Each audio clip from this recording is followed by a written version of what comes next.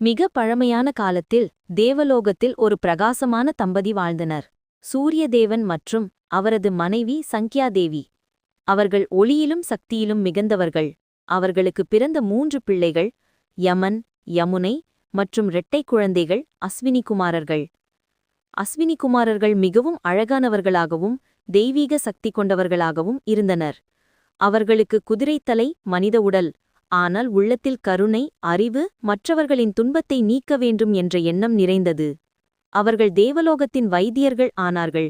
யாருக்கேனும் நோய், காயம், துயரம் வந்தாலும் அஸ்வினி குமாரர்கள் வந்து குணப்படுத்துவார்கள். அவர்கள் மூலிகை மருந்தும் மந்திர சக்தியும் தெய்வீக யோகமும் சேர்த்து சிகிச்சை செய்தார்கள். ஒருநாள் சயவனன் என்ற முனிவர் மிகவும் முதுமை அடைந்தவராக இருந்தார்.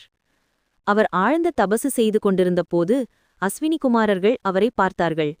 அவர்கள் கருணையுடன் சொன்னார்கள், முனிவரே, உங்களின் தபசு பலிக்க வேண்டும். இந்த தெய்வீக மருந்தை குடியுங்கள்.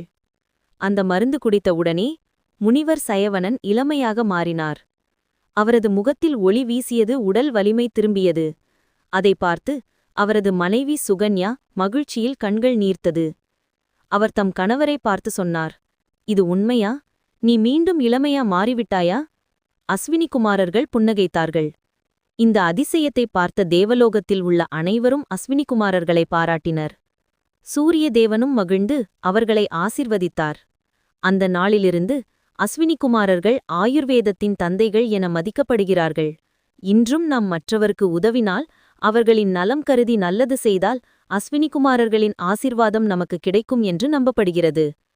அவர்கள் போல நாமும் ஒளியையும் ஆரோக்கியத்தையும் கருணையையும் பரப்புவோம்.